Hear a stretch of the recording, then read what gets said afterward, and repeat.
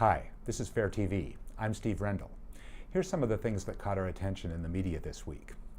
With all this Olympics fever, isn't it about time for an article about the presidential campaign that pits Mitt Romney and Barack Obama against one another as gymnasts?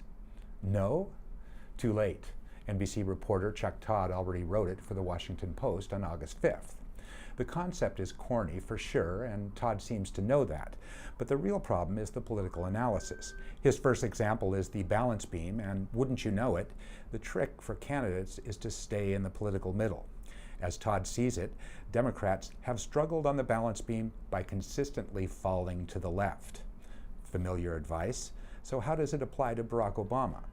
Todd says something about the debt ceiling and Obama's wobbly position on marriage equality, but it's unclear how that applies to his too far left premise. What is most revealing is that so many reporters see the need to advise Democrats not to stray too far from the political center. Back on Earth, Obama has taken center to center-right positions on major issues from health care to the Afghan war. But that fact won't ever stop corporate media from telling Democrats to avoid moving to the left. And speaking of the Olympics, NBC used a profile of sprinter Kirani James of Grenada to fondly recall Ronald Reagan's invasion of that country. It's beautiful there now, according to NBC, but it wasn't always so. But in 1983, the scene was far more chaotic. Nearly 2,000 American Marines and Army Rangers are on the tiny island of Grenada tonight. Brutal group of leftist thugs violently seized power. President Reagan dispatched U.S. military forces to put down a communist coup and restore the Grenadian government. The report went on to say that the U.S. liberated Grenada, but that's not what happened.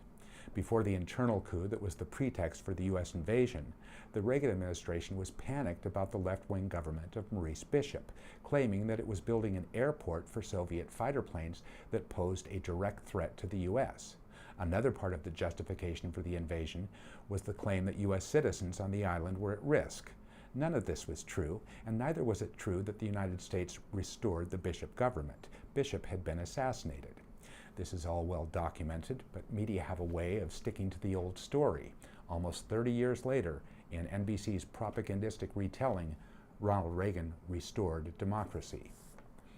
And finally, Senator Harry Reid is in trouble for telling Huffington Post reporters he'd heard that Mitt Romney paid no taxes for an entire decade. He says he heard it from an investor in Romney's old company, Bain Capital. Reid offers no other documentation, so he's come under fire for spreading a rumor he can't back up. Fair enough. What's over the top, though, are media accusations that Reid is guilty of McCarthyism. Here's CBS anchor Bob Schieffer on Face the Nation. But isn't this kind of like Joe McCarthy back in the era when he said, I have here in my hand the names of 400 people in the State Department who are communists? It turned out he didn't, and he was saying the way to prove that they're not is for them to come forward here.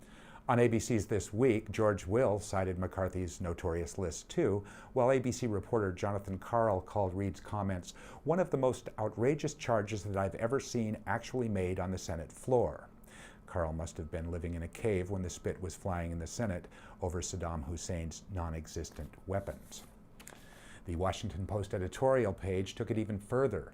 Mr. Reid's smear tactics are not unlike those of Joseph McCarthy and deserve equal condemnation. This is ahistorical nonsense. McCarthyism, which targeted millions of people for their beliefs or their suspected beliefs, destroyed uncounted lives. Reid seems to have spread an unfounded rumor about one secretive public servant. Even more ludicrous is the Post's call for equal condemnation. They apparently don't know that the U.S. media cheered McCarthy for most of his 4-year red-baiting run. This has been Steve Rendell for Fair TV.